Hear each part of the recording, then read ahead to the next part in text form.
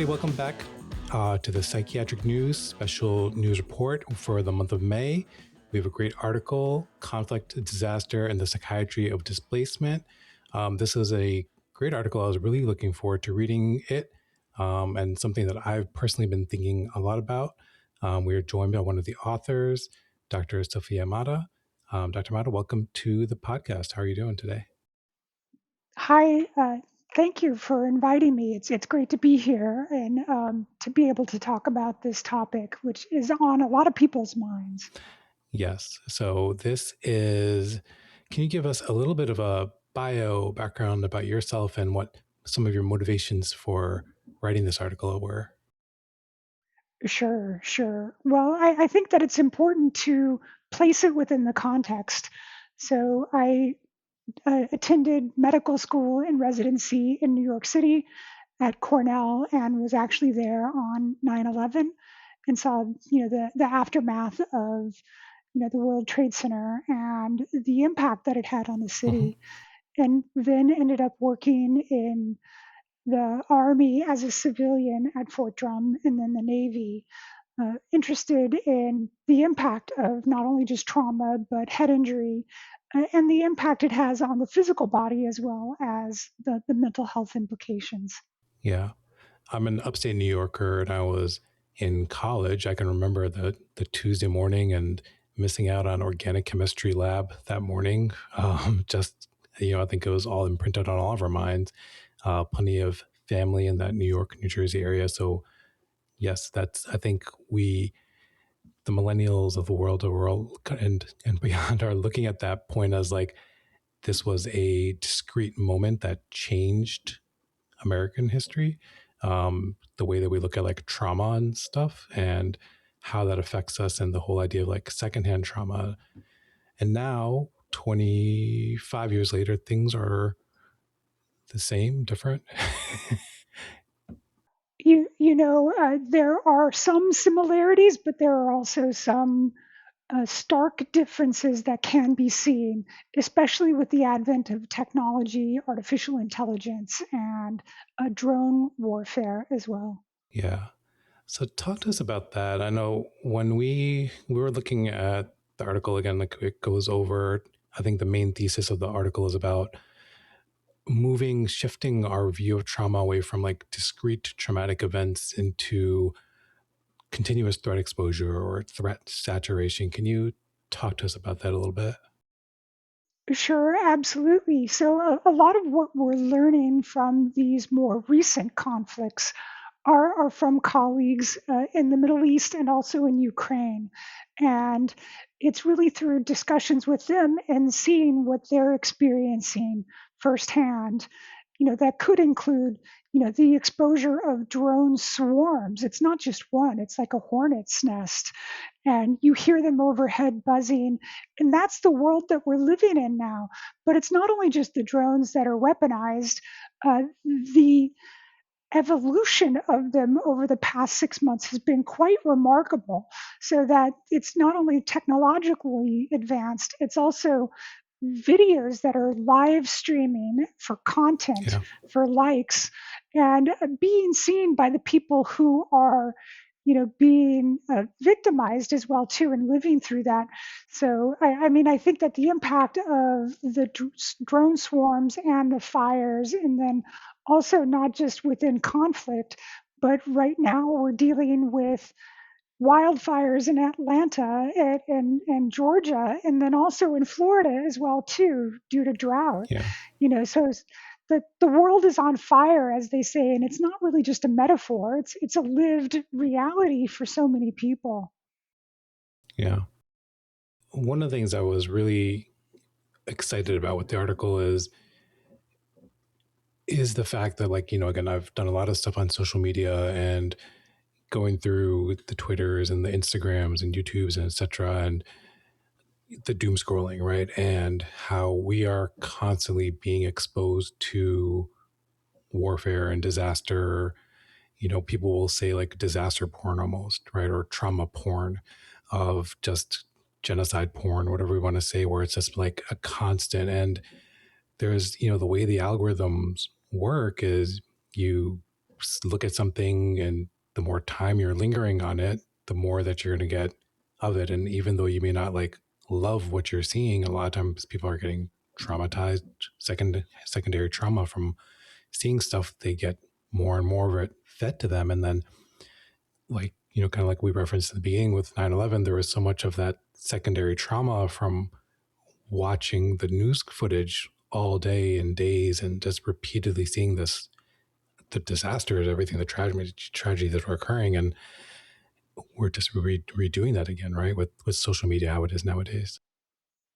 Absolutely. And it's more intelligent as well too. So they're doing this because of the algorithms, and we've created this world where trauma is not only experienced, it's replayed and amplified and then reinforced. So you see the drones online almost immediately after the event, and then you see them again and again. It's not passive, it's actually re-exposure. And people think that they're staying informed, but neurologically, I think that there's a connection there to your autonomic nervous system, to feeling stress. Even if it's vicarious, Yeah. I like to think of like almost like a blast model. So you've got a radius of a blast area, and obviously, the closer that you are, the more impact. But I have colleagues that are in the Middle East, I have colleagues in Ukraine, and when you lose connection with them or don't know how they are, or know that, oh, they have to go down to a bomb Yeah. shelter. These things are impacting people. But even if you want to say that it's just doom scrolling, it has a negative impact. There's another term that's called glee freshing. So rather than looking at the negative content, making sure that you also spend time on a more positive aspect, so that you're not just continually looking at all of this negative content, because it can wear on you.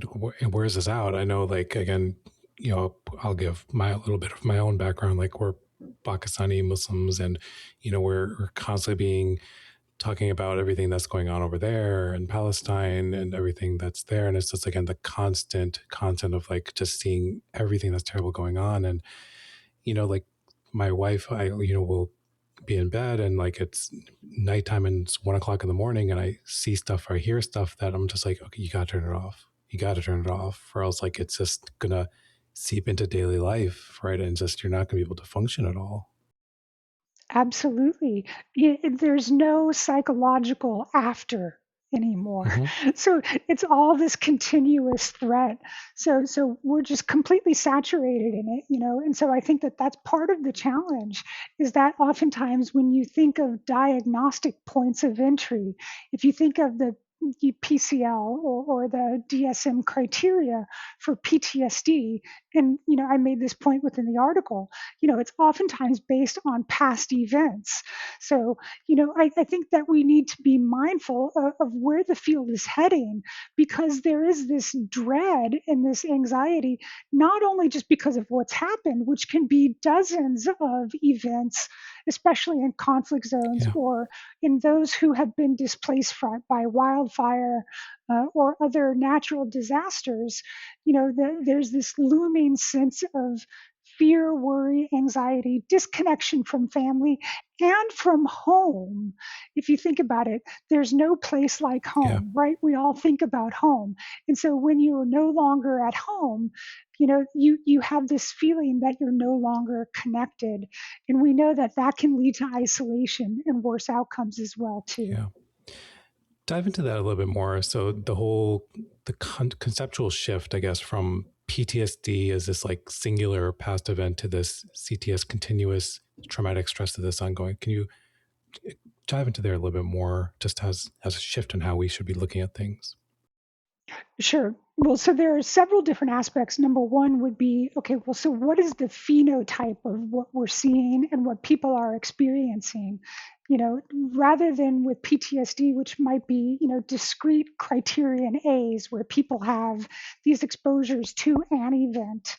We had the Patriots Day here from the Boston Marathon with the Bombing, with yeah, the yeah, bombing, but we just had the Boston Marathon this past week on Monday. So that was a discrete event, but it has obviously caused an impact for us here in Boston. But then also, whether it's conflict or displacement, there's this. It's not just the intensity of the threat, it's the absence of silence. There's no shutting it off, like you mentioned. yeah. And then you'd also mentioned that there is neurobiological differences, right, that occur when we, again, look at like PTSD. We know there's those neurobiological differences that occur.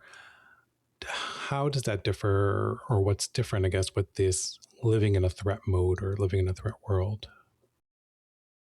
That's a great question.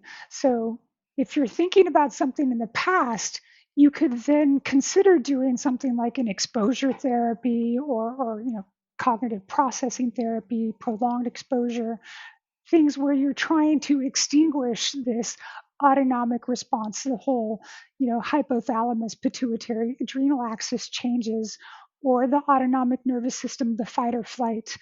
It's hard to rest and restore when you're worried about the safety of the environment that you're in. Yeah, And so, in discussion with our colleagues in the Middle East and in Ukraine, they do not want to get rid of or extinguish that vigilance because it could be the matter of life and death. yeah.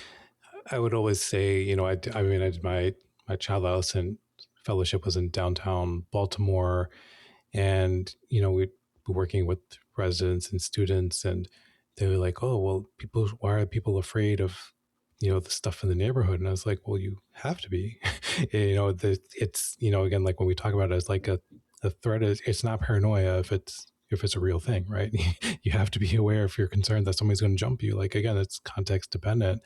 If you're concerned that stuff is going to happen to you because it happens, like, you have to be more vigilant, you have to be more prepared, and like you mentioned, it can be life and death and preventing adverse effects from happening to you. So living in that living in that Absolutely. mindset. So with with I know we're on the cusp in a way of like DSM-6, and that's getting brewed about. And this whole controversy about like chronic PTSD, CPTSD versus PTSD, and is this a real thing? And what do you think? Why do you think that psychiatry has been slow to recognize trauma, um, how it changes and how it's different and how it's not just quote unquote PTSD anymore? Sure. Well, you bring up several very important points. Number one is that the field is evolving and changing. And the most recent iteration of the DSM has involved working groups that have looked at this specifically. And the changes are coming. But obviously, it's such a large workforce group that is looking at this takes a while to change. So, looking at biomarkers, looking at genetic aspects are going to be incorporated within the DSM. So, we are getting there. But I think the challenge is needing to do the research on it and also having a good solid base before we make changes. A lot of what we're talking about, the continuous traumatic stress, the paper that I reference is from Yeah, 2026. This is a new and evolving field that we're just seeing right now, or just becoming more aware of. I'm certain in past wars, like the Great World Wars, yeah, I'm certain that these same uh, situations existed and also probably the same responses, but we called it something different. I think we're getting there, but we have to take the lessons learned from the past and also apply what we're seeing now because the future of treatment relies on us determining okay, so what's the yeah, difference in seeing the people who are returning home from the Middle East, our service members. There may be a difference between the symptoms that they show compared to the previous wars in Iraq and Afghanistan.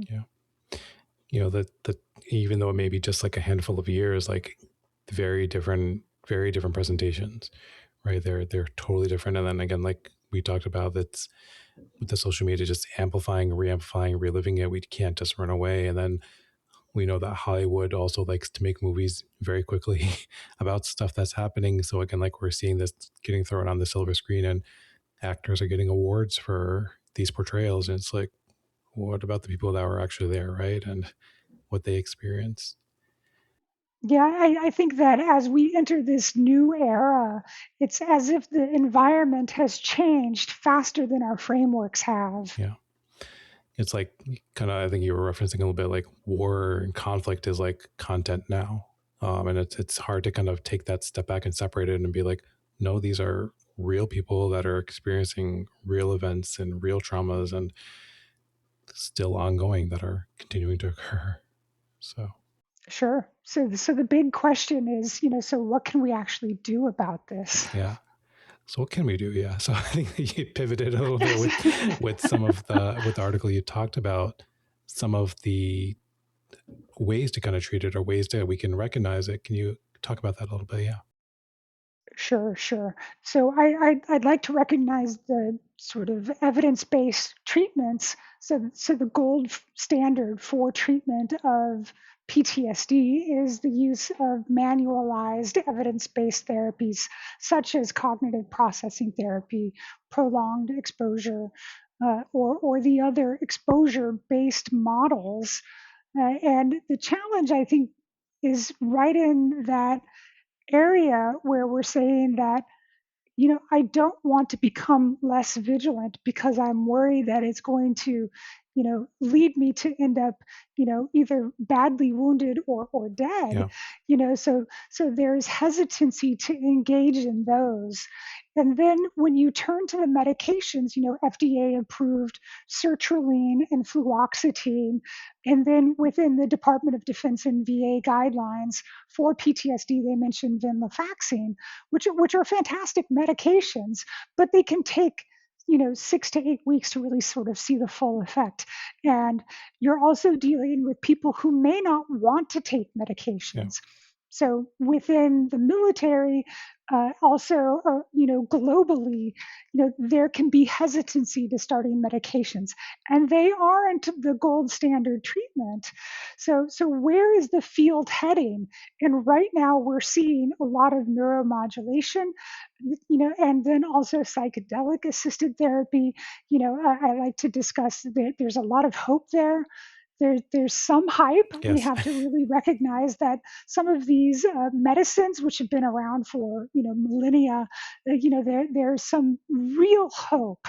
And the recent executive order from President Trump, I'm really hopeful that this can decrease the barriers for us to engage in more research with these molecules that could potentially save a lot of people's lives. But at the same point, I want to recognize that something that is small, like a neuromodulation machine, that can be used in conflict zones or in those who are displaced, might be one of the easier adopted technologies that may help reduce or dial down that vigilance while also promoting alertness and cognitive improvement and also improving mood and function. Yeah. Jump, or can you talk to us about some of those neuromodulation techniques, some of those kind of in vivo interventions that can be done? I think we like a lot of us who are practicing in the field, like we're like, oh, we know, like, we know how to deal with the PTSD, right? We know how to like put them on a med and we give them to put them on like TFCBT and boom, the PTSD should be dealt with. And we know that's not always real life. Right. But like, and a lot of us are not like in those combat zones or in the moment and in those situations. So explain, yeah, jump into like some, I guess, dive into some of what are the interventions in the moment that we can do. Sure, sure. So if I can just, if you will allow me, I think that if I explain what it is that I do right Yeah. now for work, because this is how I became exposed to all of these, novel treatment interventions, and also not just for treatment. Some of them are marketed or geared for performance. So actually improving how you feel so you don't need a diagnostic point of entry. So I'm the senior director of medical services at Home Base, which is a national center of excellence that treats active duty special operations forces, veterans, and their families from across the entire country, all at no Yeah. charge. It's one of 4 Warrior Care Network sites with the Wounded Warrior Project, including Emory, UCLA, and Rush. And within this uh, setting, I had been tasked a couple of years ago at looking at the strategic vision of where we're heading as a program, looking at where the field is heading in terms of managing the invisible wounds of war, including PTSD, traumatic brain injury, behavioral aspects, mental health, and then also cognitive aspects. So part of that did involve looking at FDA cleared and FDA approved devices that can be used. Our program is a masked therapy that does 70 hours worth of treatment condensed into 2 weeks. So it's quite remarkable how we can do what it is we do in such a short period of time. But not wanting to rest on our laurels, we wanted to figure out, is there a way that we can do even better than what we're doing right now? So that's when we started looking at non-invasive vagus nerve stimulation. So the version that I mentioned in the article is called Yeah. GammaCore by Electrocore. It has FDA um, a designation of, gosh, I'm forgetting what it's called. It was in 2022, a breakthrough device. It has a FDA breakthrough device for PTSD. It's actually FDA cleared for acute migraine treatment and prevention, cluster headache treatment and prevention, but also has evidence in neurocognitive symptoms and in PTSD as well too. So it was a clear choice as one that we wanted to implement within Home Base. Nice. How's that kind of gone, or what have you seen in real life with that? So I want to say that there are some people who respond very well, and then there's some people who say I don't like how it Yeah. feels. It's a non-invasive vagus nerve stimulator on the neck, but the majority do experience significant improvements in Good. stress and then also in headache and pain as well too. Good. Good. And you had mentioned, I know there was again just the topic last week of the ibogaine and like the breakthrough or just the executive order to kind of put some money into there, and there was some, I guess, controversy around how it was done with a via Joe Rogan text. But at the same time, like I think we're all for kind of like putting money towards research and seeing what can work, what can work, what can not work. I think there's, again, we can talk about like some of the potential risks that come about with people jumping ahead of the evidence, right? And saying, well, let me just go and get a bulk order of ibogaine and take care of this myself, and etc. But at the same time, like, let's try to do things the right way. There's actually a great story about the ibogaine DMT Yeah. study. So Dr. Nolan Williams, who is the one who developed the SAINT, the Stanford Accelerated Intelligent Neuromodulation Treatment, is also the one who did the study on ibogaine and DMT in Mexico with the majority of Navy special warfare uh, veterans, and Marcus Capone and Amber Capone, who had Veterans Exploring Treatment Solutions, is the one who actually produced a fantastic documentary that's available on Netflix called In Waves and Mm. War. And definitely recommend that you watch it. It is going to be played at the APA on Tuesday, so we are going to be screening the documentary there as well. So, but you know,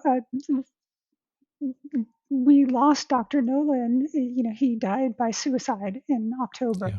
Yeah. So he was, a colleague and a friend, and it just shows that what we're dealing with is really life and death. And Marcus Capone and Amber, with however it happened, Joe Rogan podcast or whatever, if it leads to changes within the FDA and scheduling of ibogaine so that we can do research more readily.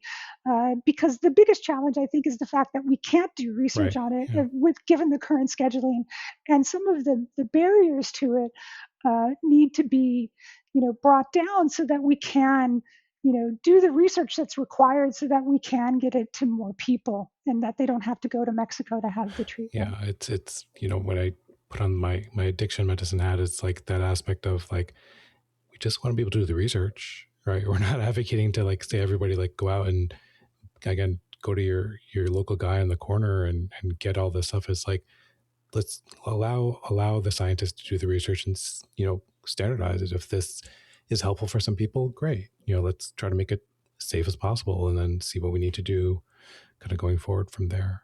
But let's bring it back to what we were talking about a little bit.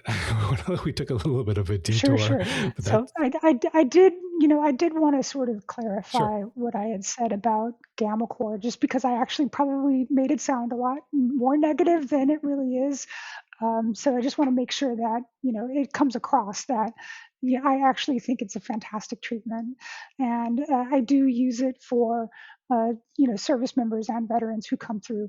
It can be done within 4 minutes, Oh well. so that's another thing that's quite remarkable about it. It's 2 minutes and then like a several second pause and then another 2 minutes.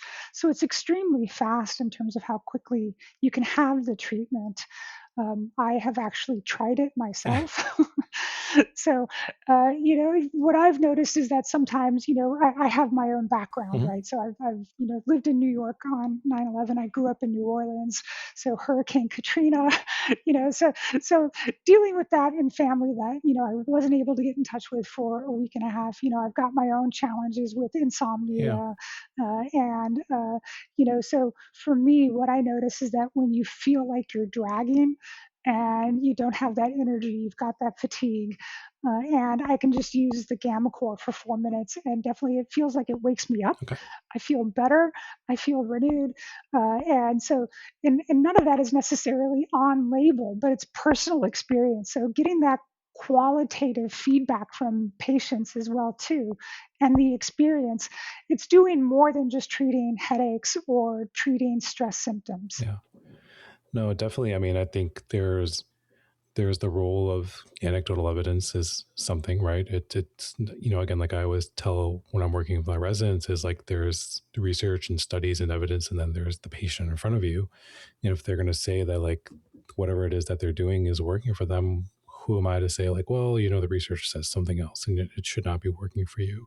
But that's real, that's real life, and like I think this is part of these novel therapies is seeing what works, right? And trying them out and again, just getting more and more data. So that's great to hear that it's helpful. And yeah, I mean, something you can get done in 4 minutes is a lot better than the 4 weeks that maybe the Zoloft or maybe the venlafaxine will do something in maybe 4 weeks. So awesome. And importantly, it's Yeah. portable and self-administered. So Any potential like adverse effects for things, those kind of devices? good question. So usually it's extremely well tolerated, and there might just be like some sort of local reaction that is extremely time limited and goes away relatively quickly. So Okay. uh, Yeah. mostly very well tolerated. I've had a lot of patients like seizure patients who have like a similar kind of device, I guess. Um, they're godsends, for a lot of the people who have like seizure disorders and especially like the headache disorders, they can be massive, massive godsends. And yeah, Sure. The biggest sort of contraindication is the presence of implantable devices, so like the yeah, Inspire or cervical hardware, or things where you would have to be careful about applying an electrical, stimulus to the area. So also, carotid calcifications, and they didn't really have any, known. It's more that it's, you just want to be careful and mindful, and so that's when you just don't do it because of that, not necessarily that there are, case reports of, serious side effects from it. It's just, and the need to be really careful for that population more yeah, than anything. yeah. You had mentioned also in the article we were talking, we focused a lot about like kind of the visible threat, the visible traumas that we see and that we're exposed to. And you also mentioned invisible threats like toxins in the environment, PFAS, and etc. Can you jump into that a little bit? Sure, sure. So a lot of my experience with that is from service members and veterans who've been deployed to Iraq and Afghanistan and exposed to burn pits. So we wrote an article on that and the toxic exposures. Part of what we do is a early detection and diagnosis center. So MGH has EDDX that's led by Dr. Alicia Sequist. And so because of these exposures, we wanted to be able to provide an evaluation and to formally document whatever exposures that they have. And the biggest one that came up was burn pits, and then also, exposure to solvents, things we don't necessarily think about. So the people who work on, the fast Mhm. planes, the Top Guns, they have exposure to Yeah. fuel or depleted uranium, and some of these are, over periods of time, not just one. But specifically, as goes with burn pits, those have exposure to, a particulate matter like polyfluoroalkylated substances, so PFAS, and then also. One of the things that in talking to the veterans, they said, well, also let's not forget the plastic bottles of water that we're baking in the sun at 120 Yeah. degrees, and we know that these have these, nanoplastics that come out. And now we know that they're not only connected to physical health, so risk for cancer, but also they're also associated with gut biome interaction, so inflammatory bowel disease or leaky gut from blast exposure. But then also these molecules can increase the likelihood of developing PTSD, depression, and also long-term cognitive impacts as well too. There are studies that are coming out now on ways to decrease PFAS levels.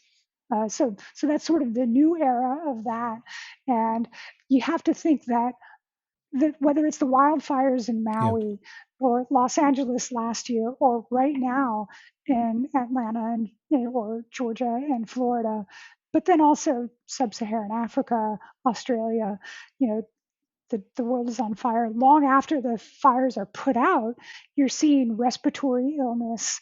So we see that in the Los Angeles area, near Altadena. So one of the things that I heard when the Los Angeles fires were started was, oh, that's Pacific Palisades. That's Yeah. that's in the nice air. And I'm like, well, no. The air kind of travels. There's no it doesn't do zip Right. codes. you know, and then it's not just during the fire. There's a long-term impact of that, whether that's chronic obstructive pulmonary disease or other respiratory illness, reactive airway disease, and then also the development of cancer as Yeah. well. When we are looking at training for the future, right? Future psychiatrists, how do we prepare this next generation to be looking beyond, right, what's in the DSM currently, and then kind of like for understanding that like the world is changing and we have to evolve and that things are different now? Like how, what are some ways that we can help with that, I guess?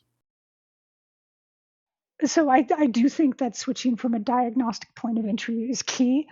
So moving to an exposure model, so thinking more holistically, and the topic within the VA is called whole health. We call it health span. So health span can be thought of as the years lived free of the diseases associated with normal Mm. aging.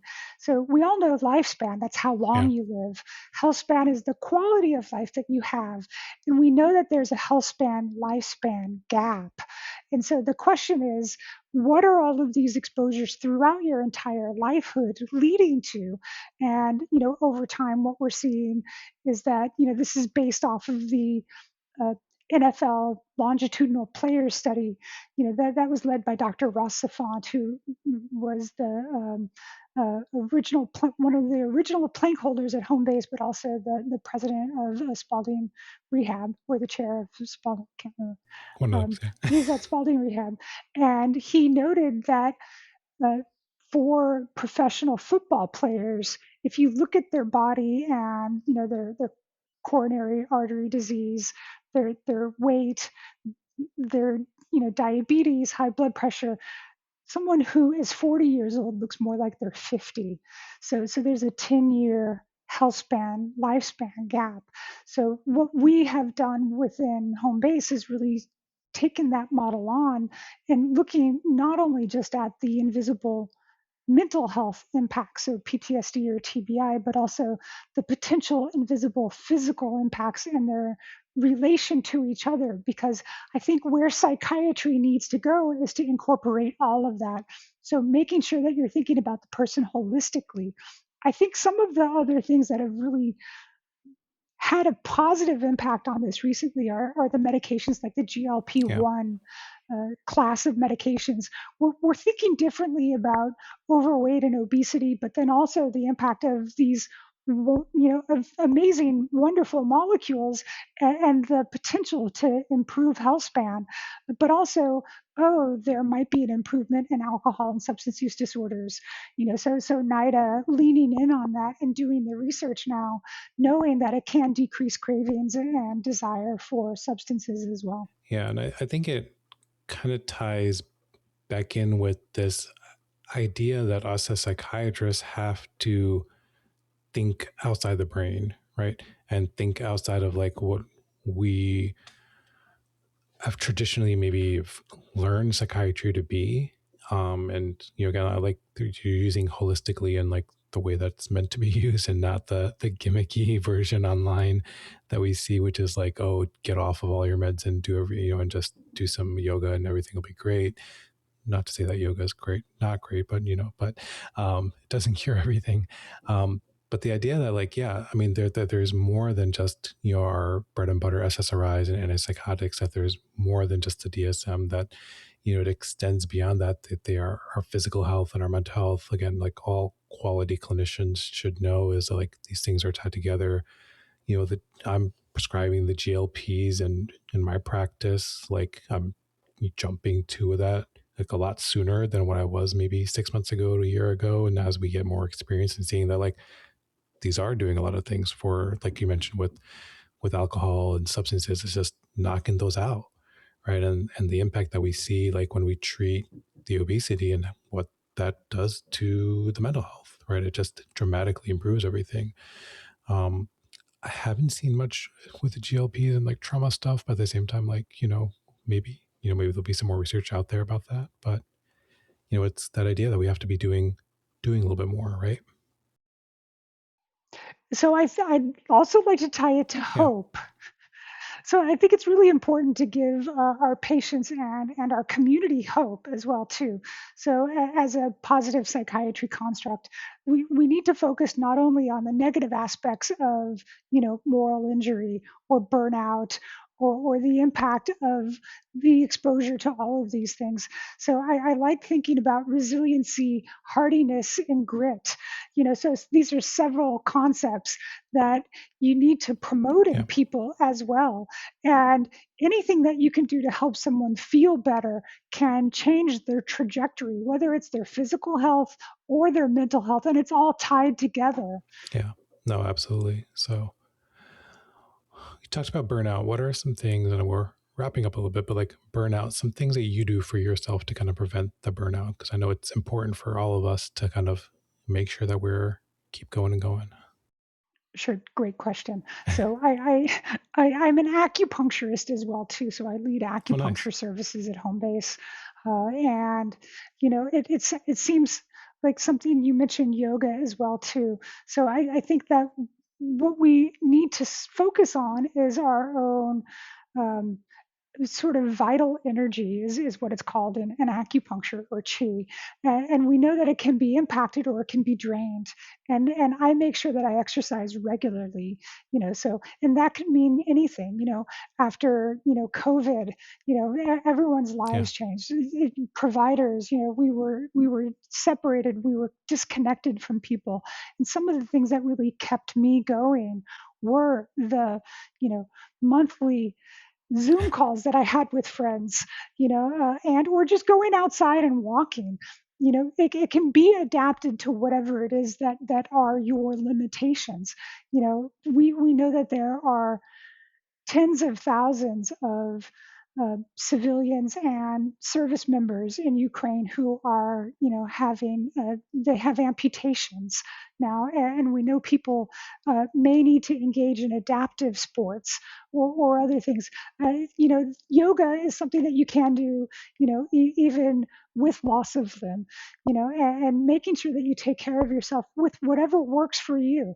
We do art sessions as well too, therapeutic art, and we have the patients make these masks, and you never know what someone is going to really lean into.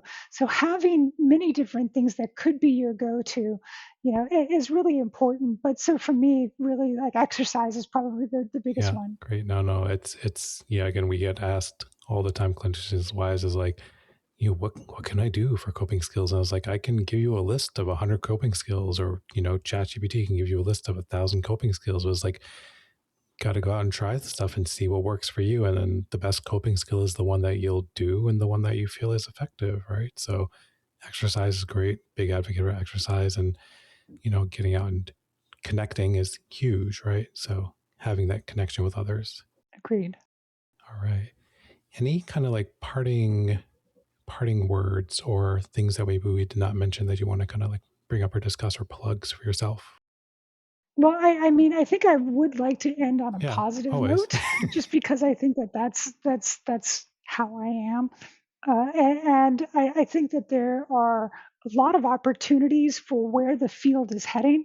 And I think that the most recent iteration of the DSM is a definite step in the right direction, to include things like biomarkers and then also genetic aspects, but then also, treatment aspects as well. But I think that, the movement of the needle and the pendulum in the right direction is happening. We know that the future of psychiatry is coming. The neuromodulation, accelerated, transcranial magnetic stimulation, these molecules, the psychedelics, Yeah. ketamine, ibogaine, psilocybin, MDMA, they all offer hope for people who have been treatment resistant, and that means failed multiple different trials. But it almost is almost a judgment call on them, like, well, what is it about you Yeah. that you didn't respond? And I think that we need to also change the wording for that and decrease stigma, and just realize that I think that these events impact us all, not just patients, but also us as providers, as psychiatrists within the field, and to recognize that and to label it so that people understand that we're all living in this and through it. Yeah, it's I think I've on all of these podcasts I've done, I think 4 or 5 of them, I've talked about how much I hate the treatment resistant term. It's this like terrible term that is needs to be just thrown away. And you know, I Agreed. I have my Wednesday night clinic, and I have people I was talking with last night about like, you know, stuff going on in the world, and I'm just like, we're all in this, I was like, I used to be able to give you answers maybe like a couple of years ago, but like right now I'm like, I can't give you the reassurance. I can't just say like everything is going to be great. I can't. It's hard for us, and I think we have to accept that and understand that like it's tough times right now, and like, but you know, getting through it together, and having again those connections, those coping skills, whatever else it is out there, that's what's going to get us through to the other side. And I agree. I mean, I think that the future of the field is moving in the right direction. Again, getting away from just reliance on a medication and 6 weeks of CBT, and it's a little bit more complicated than that. And but that's okay. As long as we have that, again, the holistic approach and incorporate all these different interventions, people have really good outcomes or can have great outcomes. Agreed. And I think also, we spoke a lot about Yeah. artificial intelligence in a negative way, in terms of like the drone swarms. But I also want to point out the potential that's there in terms of Yeah. machine learning and large language models and the positive impact that that's having in terms of precision medicine and personalized Mhm. care. The AI can detect signals where a lot of people wouldn't necessarily see them, and using that to inform precision models to determine who might benefit from an intervention. The fact that it can pick out people who might be at increased risk for suicide, or also who might respond better to one treatment versus another. The use of genome wide association studies. Dr. Jordan Smaller just had the recent landmark paper on the 14 different the psychiatric diseases that have been scoped throughout the genome, and how we're getting there because of these huge data, it's just sort of crunching it in the system and seeing what happens. So I really have a lot of hope for where the field is heading, not just in terms of interventions, but then also in terms of Yeah. data. And I was like, another thing with the AI stuff, as much as people are scared of AI, I think, again, there are some good uses. I think I've had my previous podcast talk with Dr. Arash Chababank. I can't remember his last name exactly, but he's done a lot of like that AI exposure for trauma, or like like the VR kind of style AI exposure to trauma, and with that. And it's like, that's a great use case for these technologies, as much as we're moving towards that Terminator future slowly, bit by bit. Sure. Well, building a better AI that Yeah. includes, being able to detect concerns where there is suicide, risk, and working with, different AI companies, or Dr. Kelly Posner Gerstenhaber, who developed the Columbia Suicide Severity Rating Scale. Being able to say there's a way to build a better system, because we may only be available for an hour a Yeah. week for a patient, but they might be having a problem and talking to an AI bot that could provide some form of safety net, that exists between the boundary of no care and mental health Yeah. care. I was like, we'll save that topic for another day, I think. Yeah. um, but no, Dr. Mata, thank you for your time with us. And then everybody else, make sure to check out the article in the May edition of Psychiatric News. It is our special report. Again, the topic, or the title, is Conflict, Disaster, and Psychiatry of Displacement. So that is the May issue, and make sure to check that one out.